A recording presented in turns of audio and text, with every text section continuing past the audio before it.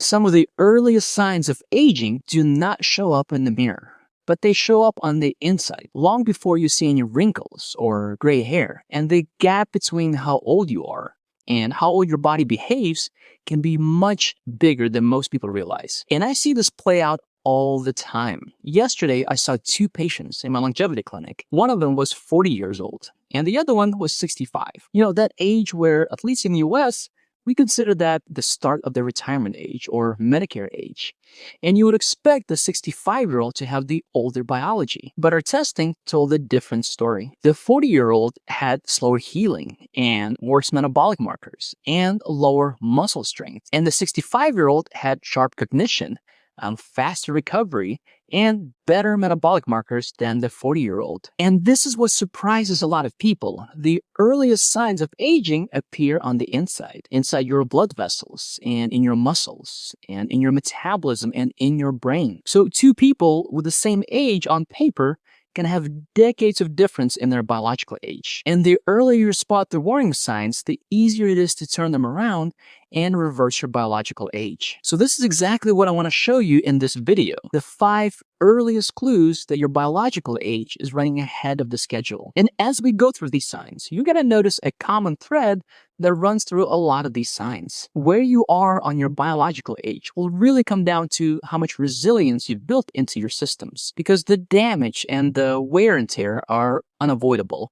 That's just part of life. But how much resilience and how much flexibility you're stacking on top of each other will determine how fast you age on the inside. Now, as we go through these signs, and you're already noticing these markers of early biologic aging in your body, well, stick around to the end, because in the end, I'm going to give you a simple checklist that you can start today to help you stop and even reverse biologic aging in your body. All right, so clue number 1 is slower recovery from injury or from exercise. So if you notice that soreness lingers longer than it used to, or small injuries like an ankle sprain just takes weeks to settle down, whereas before it may have taken just a few days, well, that's one signal that your repair systems are just falling behind. Your body fixes micro damage every single day. It does that in the muscles and in your tendons, in your skin, even in your blood vessels. But when those repair pathways slow down, this is when the damage starts to accumulate and healing feels slower. And here's why this matters. Slower tissue repair is a red flag because it's one of the signs of an impaired immune function. So your immune system is not just about fighting infections, but it also coordinates tissue repair. So when the system doesn't work as well, it shifts into a low-grade inflammatory state where you just have too much inflammation that slows down your ability to patch up and fix the daily wear and tear. So in simple terms, your immune system or the cleanup crew just stays active longer than it needs to,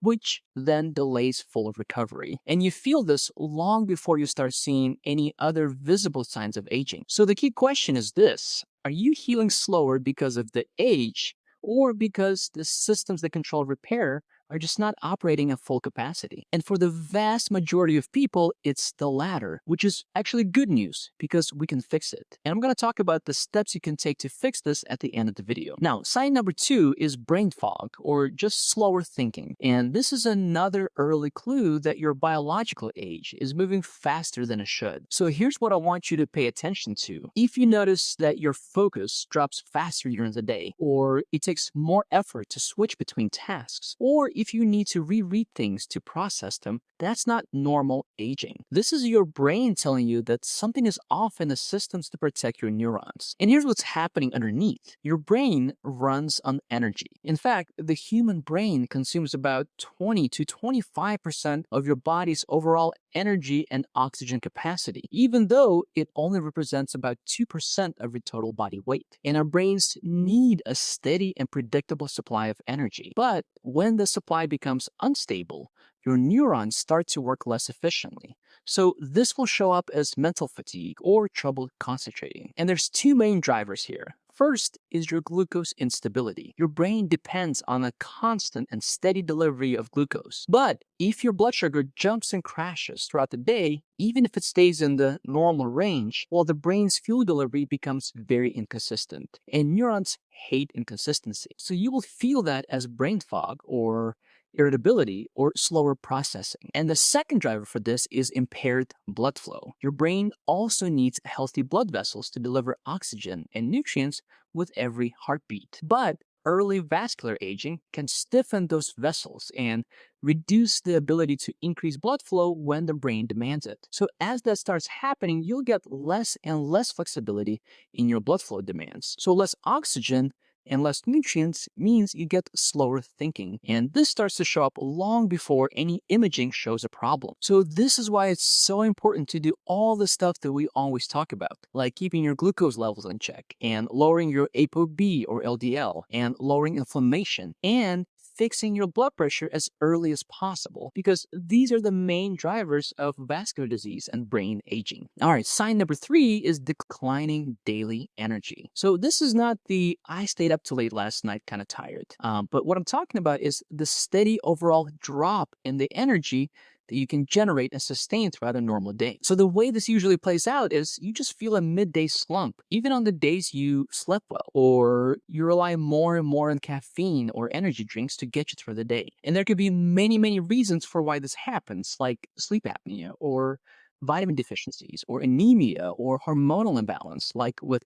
perimenopause or low testosterone. But on the foundational level, your energy comes from one place, and that is your mitochondria. And your mitochondria are these engines inside your cells that convert food and oxygen into ATP, which is that molecule that powers every process in your body. And when your mitochondria becomes inefficient, you don't just feel tired. Every system that depends on energy, so your muscles, your brain, your immune function, and your hormones, all those systems slow down as well. And as we age, we need efficient mitochondria to give ourselves energy to rebuild collagen and repair muscle fibers and restore normal functions after stress. And this is incredibly important because it ties in so many organ systems that also affect your biological age. But the most important one is the next sign, which is your metabolic flexibility. So metabolic flexibility is your body's ability to switch between glucose and fat for energy generation, depending on what the moment demands. And when this system is healthy, you have stable energy throughout the day. But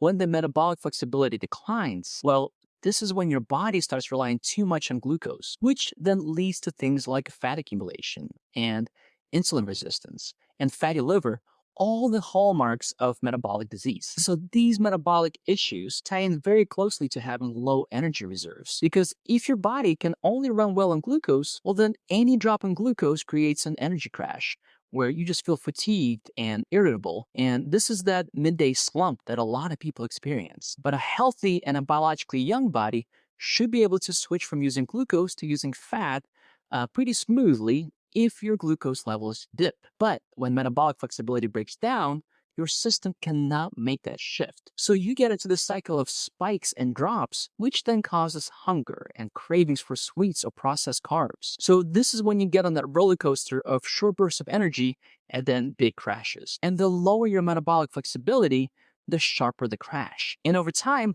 this creates a self-sustaining cycle of needing constant snacks to function and just feeling tired and fatigued between meals. And finally, sign number 5 that also ties into all the previous sign that we talked about is loss of muscle mass and strength. In fact, how much muscle you have is one of the strongest markers of your biological age. And it's so important because muscle is not just tissue for movement. Muscle is an active endocrine organ. It releases molecules that regulate inflammation and metabolism and even brain function. So when muscle mass drops, every system that depends on those signals starts to slip. Your muscle mass is often what determines how insulin sensitive you are. And that is because higher muscle mass makes it easier for your body to dispose of excess glucose. So this is where insulin resistance and that important concept of metabolic flexibility comes in. And the scary part about this is muscle loss usually starts long before you notice it. This is why with my longevity patients, we track muscle mass almost religiously with DEXA scans. Because once you start losing muscle, well then there goes your glucose control and your recovery, and you lose steady energy levels,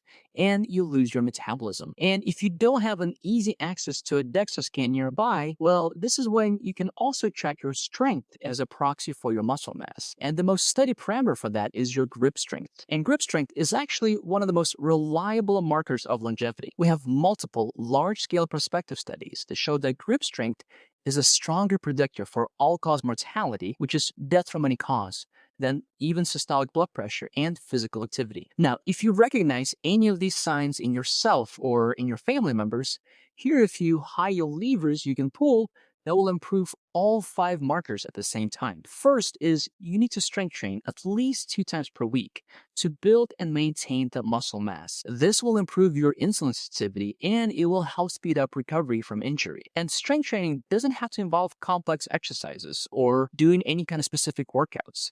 Just focus on simple movements like pushing and pulling and squatting or carrying heavy weights. And then we move on to the next step, which is adding steady zone 2 cardio. And this will help you in several different ways. So zone 2 will improve your fat metabolism and it will increase your mitochondria and it will help improve blood flow to the brain. This is probably one of the most reliable ways to build that metabolic flexibility and reverse your biological age. And zone 2 cardio can be any kind of activity.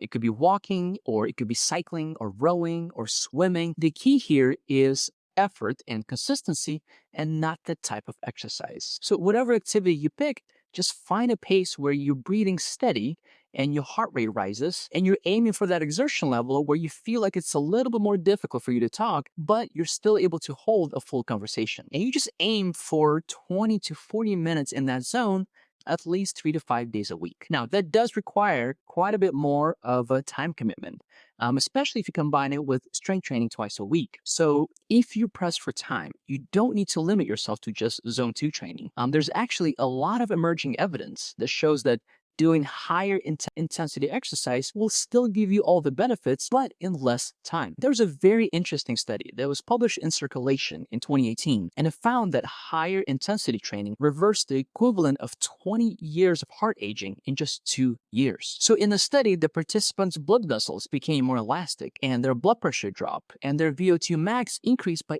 18%. So the median age of the participants was 53, but after 2 years of higher intensity training, their cardiovascular profiles look more like those of 30-year-olds. And finally, do not neglect sleep, because sleep is where your body does the bulk of its repair work. When sleep quality drops, every system that we talked about starts to slip. Your immune system resets during sleep. Sleep is where your inflammation gets regulated, and this is when your body clears out damaged cells and debris. So poor sleep keeps your immune system in a low-grade activated state, which then slows down tissue repair and makes recovery from injuries that much longer. And on top of all that, sleep is one of the strongest determinants of your metabolic flexibility, which encompasses insulin resistance and glucose control. We have studies that show that just one night of poor sleep lowers your insulin sensitivity by 20%. So you can have the perfect diet and the perfect exercise routine, but that may still not be enough if you don't get good sleep. So if you want to improve all 5 signs of early biological aging, at the same time, improving your sleep is probably one of the highest yield steps you can take. Now, I'm working on making a separate video on fixing your sleep, but for most people, you just need to aim for consistent sleep and consistent wake times, and try to get at least 7 to 9 hours of sleep per night, and then try to get sunlight exposure first thing in the morning, and then try to avoid blue lights from electronics at least 1 to 2 hours before bedtime. And that alone will take you pretty far in improving your sleep quality. All right, I hope this was helpful. Stay healthy, and I'll see you in the next one.